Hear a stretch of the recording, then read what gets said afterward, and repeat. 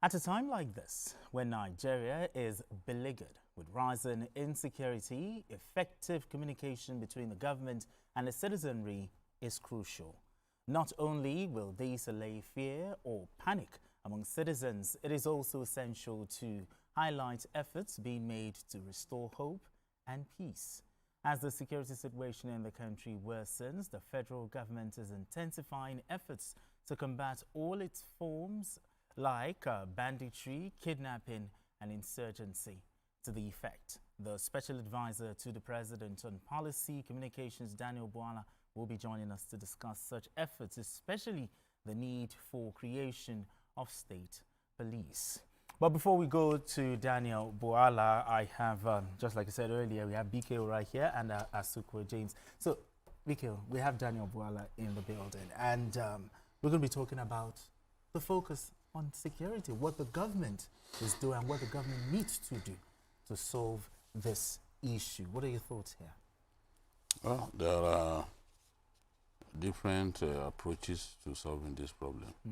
I don't think one approach will give us desired results. Exactly.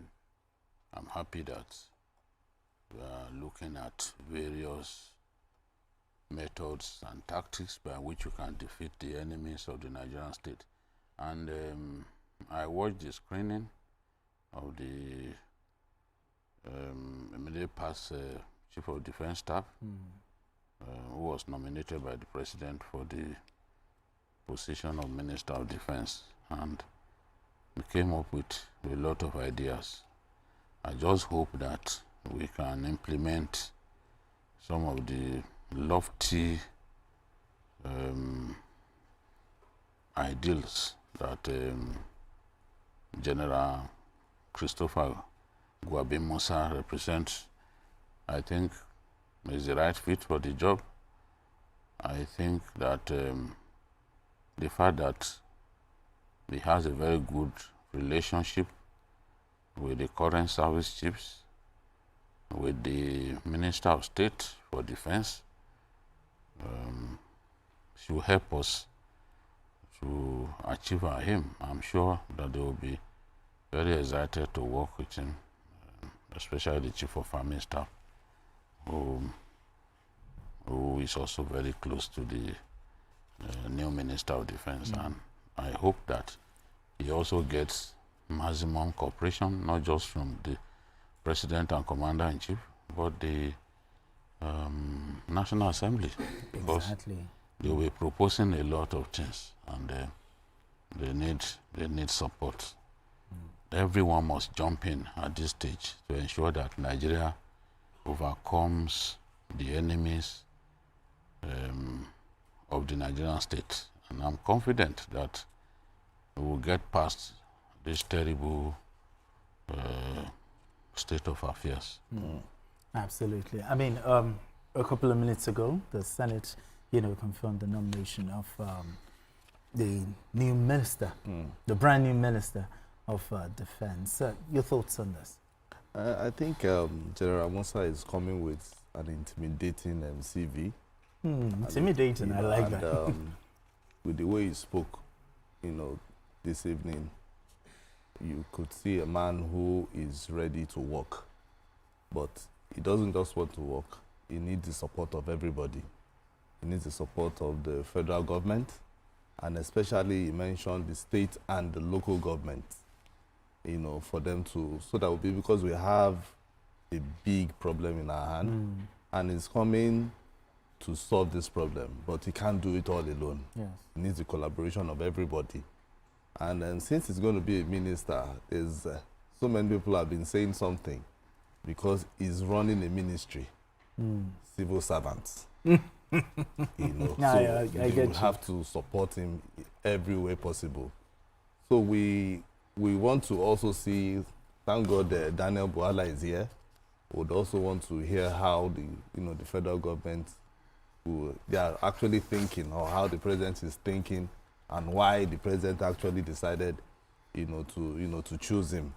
Nigerians are hopeful that him being in the saddle, the issue about kidnapping and insecurity as a whole at least, will be reduced to the barest minimum.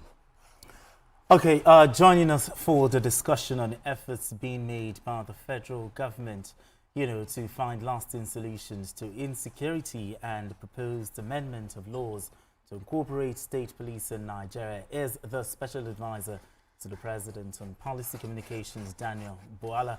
Daniel Bwala, thank you so much for joining us, sir. Thank you. Thank you for having me. Good afternoon. Okay, let's begin the conversation this way. I mean, the Tinubu administration is arguably facing its biggest challenge in terms of security challenges. Now, how's the administration handling things to make the country safer? Thank you for having me. The administration is handling this insecurity with the commitment that it requires. If there is anything that is unique about this president, is his adaptive skill, ability to adopt strategies that are necessary to meet with the cutting-edge demand at every given time. And that's why you see his flexibility in appointments. And at every given time, when he takes that decision, he backs it up with the reason behind it. At other times, in fact, most of the times, the result will show the rationale behind his decision. This is the first time, although it is arguably, I will say, in Nigeria's history where we are faced with hydra-headed security situation all at once. We have in the northeast, you have in the north central, you have in the northwest, and these elements are trying to penetrate the southwest. Don't forget that we have the southeast. And you have these multiple problems across from all angles with the limited, not just resources, but even the manpower to execute. That's why recently he ordered a national emergency on security and decided to direct that the police should recruit more. So we're going to be having 50,000 people that will be recruited and added to the existing police force. Because if you look at Nigeria, I'm sure you may be aware that the police to civil population ratio, we are far, far, far behind. We have a population of, they said, over 230 million. We have a country that is so large with land. And if you look at the northern Nigeria, very different from the south, where states are very close to each other. For example, the state of Niger alone is bigger and larger than a country in the Europe. And then you go to the northern Nigeria, I'm sure Babajide can attest to this, between one state to the other, you will think you're traveling from one country to another. Lots of ungoverned spaces. And you look at the Sahel, at the border, our states that are bordering the countries of the Sahel, these are the areas and places where this element come into the country. Then you look at the mass migration of ISIS and their ancillaries from the Middle East, all coming to Africa, like they are coming for a Champions League final. This is the situation that we are faced up with. But the courage of the president to face it frontally, he has always told us, I asked for the job, I can't complain. And this is his approach to the issue. In the coming days, we are going to see additional efforts in this fight when we have more members of the state security services going to the forest to assist the forest guard, when we have increase in the number of the military men, soldiers, that will help in this endeavor. When we will also acquire more assets, especially assets in relation to reconnaissance and intelligence gathering, we will have that result. I can understand the frustration of Nigerians because left, right, and center, you have this crisis coming in. And at this point, people are emotive. So all we can say is to continue to plead with the Nigerian people to join forces. Fight against terrorism is a teamwork. In fact, after 2011, after 9/11, the United Nations jointly gave that jurisdiction to lead the war against terrorism to the United States. That's why when you're fighting terrorism, you see that you need them as partners in this endeavor. Any part of this world where there is terrorism is a concern for the rest of the world. That is the concept about terrorism. So we have expanded our collaboration, not just with the United States of America, but with other partners like the UK, the European Union, and all of the partners that will help in this endeavor.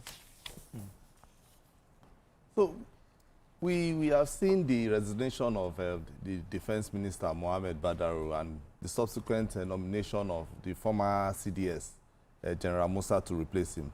How will this endanger the needed change in the security architecture to enhance national security? Yeah, we thank Alhaji Badaru for the service he has rendered to the country, and we wish him the best. And but also importantly, the person who is coming to take over from him is someone who has rich experience in combat and combat operations. He has been to theater. He has commandeered garrison. He has commandeered all sector of military formation, and has been in this fight before he retired, and now is coming back reinforced. He's coming back energized. He's coming back with a renewed commitment in this endeavor. It's a rich addition. And you are not bringing somebody that will come to study the situation. You are rather bringing somebody who has understood the game in the field. You know, when you see, for example, in football, some players who come as substitutions, most of the times they call them impact players. Because while you were outside, you must have been watching, just like the coach, the match that is being played, how the opponent is trying to weaken down your strength, either defensive or attacking threat. And so when you bring somebody from outside, if the person knows his onions, he can only be an addition. Mourinho is very good. My coach is very good. Our former coach is very good at that. Bringing players, impact, you see. And that is what Nigerians should expect in the coming days. Impact, more impact in this endeavor. Okay. One major issue about terrorism in our country is terrorism financing.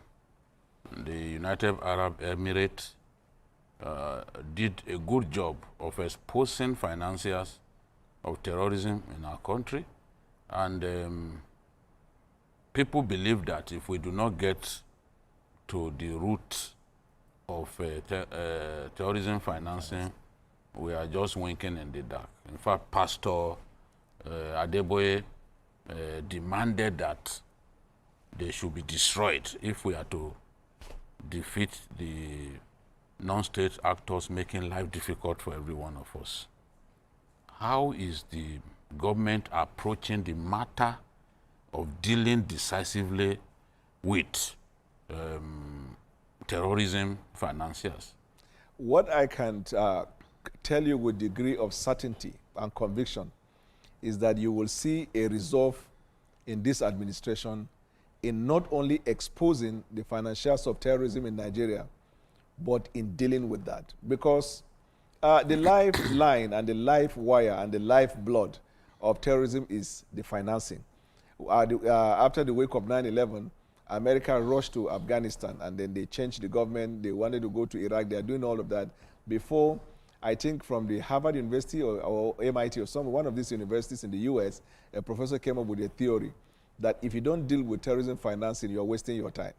And that is when they devised new ways of tracking and tracing financing across the world, and then tracing them to the people who finance terrorism and all forms of evil. And this president, when he came on board, he's opened, he has always said he's open to all collaboration that is necessary to flush out this evil. Let me give you a perspective, sir. There is nobody in Nigeria that is above the law. Anybody who is found to be involved in financing terrorism, that person and the Boko Haram, there is no difference between them, because he is the one or she is the one or they are the ones giving life to the terrorists. And terrorism, as we all know, is not an activity that comes and touch one or two places. It's a belligerent war. They tend to weaken the system of the state. And therefore, a state cannot be said to be serious until the state is able to face those who finance terrorism. And there will be no distinction between the terrorists and those who finance them. I can guarantee you. Now, let me bring a quick follow-up to that.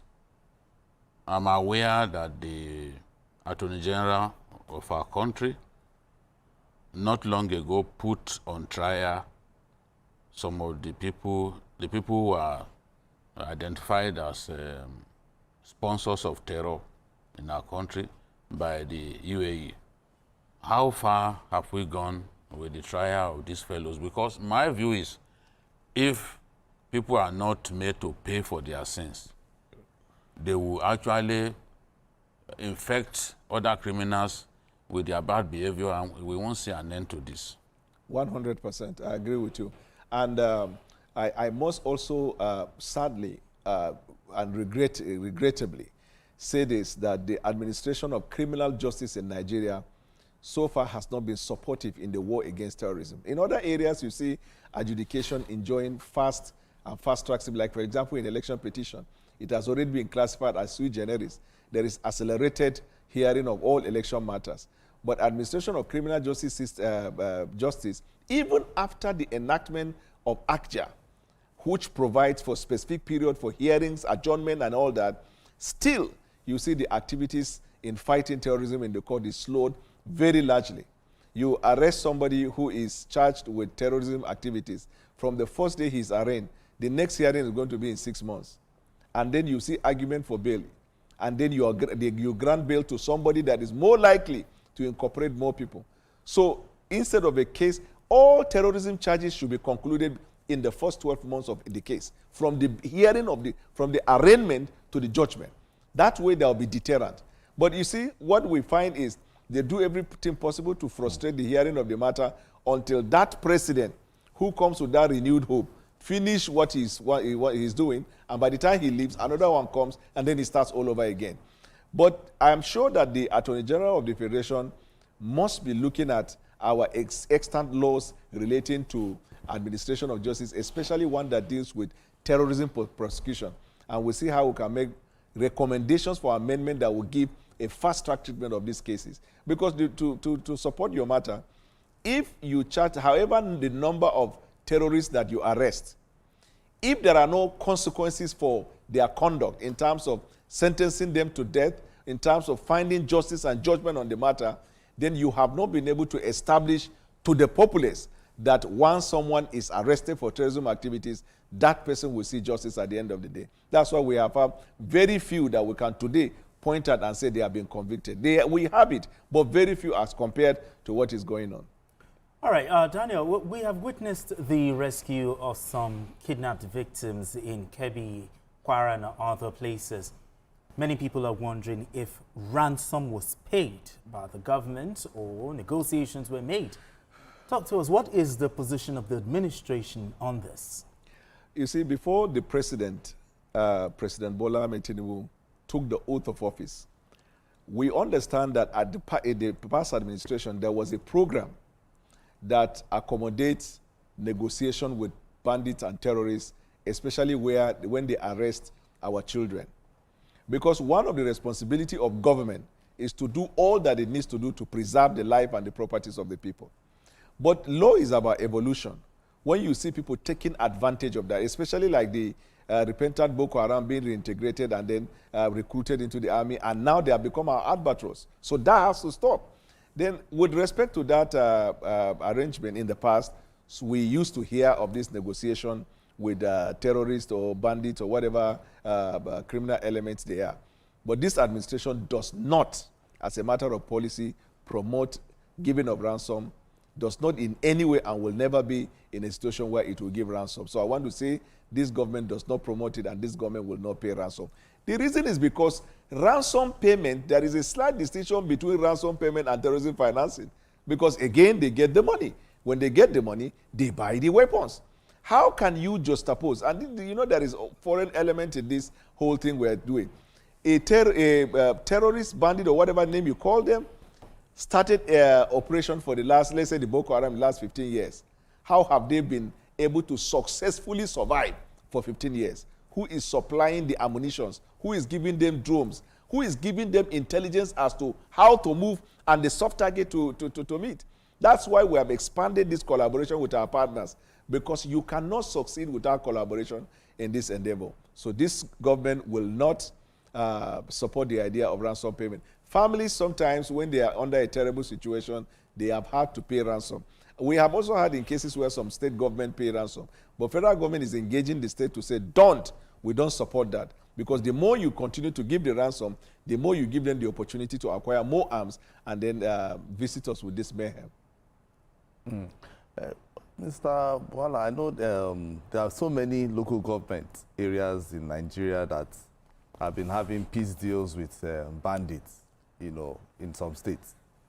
Don't you see this as counterproductive to the federal government stance and what is the administration's view about it? Because there are so many states, so many local government chairmen who are, you see them on social media, even snapping pictures with these bandits. What is the view of the administration? What do you try? What are you going to do about it? So there are three layers to this issue. The layer number one is that government, for the most part, in most local government, especially in the northern Nigeria, the government is broken down to a point where you cannot definitively, in most local governments, say there is governance in that place. And once there is no governance in a particular place like that, law enforcement, the people become vulnerable. So they tend to tilt towards the side of this element because without it, then they will continue to have that problem. And we have continually communicated with the governors to do everything that is possible to have no relationship or support this idea of any form of relationship directly or indirectly with this element, Boko Haram and Lakurawa and Sadu, whatever name or designation that they have. That's layer number one. Layer number two, very sadly, governors, not all of them, I'm just speaking in generic term, there is this report that they have not been able to deliver good governance at their level, even with the increased allocation. Because otherwise, every state should be able to have a security vanguard at the local government level, well-funded and trained for the purpose of vigilante operation, providing intelligence with the federal forces on the ground, and then defending their immediate communities. But most communities you go there, you don't see that. And there are states you go to that the condition they were at before the increased revenue is the same that they are. Meanwhile, the revenue has been increased. So, but as a government, we have a policy of collaborating and not fighting state government. So we continue to ask them to do their best and deliver on these deliverables. One of the findings of United States Institute of Peace as one of the causes of people joining these terrorist activities, apart from ideology and other factors, another one is to say when there is no governance delivered to them. This is the second layer. The third layer is the good news, that now we have the opportunity to amend our laws and introduce state police, so that the complaint of the governors, that the reason why this prevalence is seen in their area is because they don't have control over federal forces, they cannot do this, that. Once state police is incorporated, then the states can secure their environment. Take, for example, the influx, the gradual influx of this terrorism in the southwestern Nigeria. It started in the northeast, then came to north central, and then escalated to northwest. Now it's coming to the rest of Nigeria. If we have state police, then you can be sure that state will begin to protect their state. If one state protects its own, the other one, before you know, will be able to really emasculate them and get them out of the system. Point number one. Point number two, God has made it possible that through this unfortunate situation that we're facing as a people, now even individuals that were against state police have all come together and they say they want state police. This is the best that has ever happened to us. At least I'm from the north. In the past, some northern governors have expressed apathy. But a few days ago, they had a meeting. The entire northern governors have agreed that state police is the way out. And of course, the southern governors, they've always advocated for that. The police before now are the ones who are rejecting and resisting the idea of state police. And this is my answer I've always said. This constitution and law was not handed to us by God. It has to evolve. We cannot hold one law. America has 28 amendments, and they keep amending the laws. And so we need to see how we can be flexible enough to adjust and adapt until we find the lasting solution. With the limitation in terms of the number of both police and the armed forces, you can see by the time we recruit the state police, we're going to have probably, in my estimation, close to 1 million or more of a police force if you combine the state and federal forces. And then you are going to have vigilante at the local government. And then we will promote private security as well. Then we'll be able to chase these people because these ungoverned spaces will now begin to have law enforcement in those places. Okay. All right, then we need to go on this quick break. Okay, Daniel Boala, just stay with us. Okay, we'll be right back after this time out. Don't go away.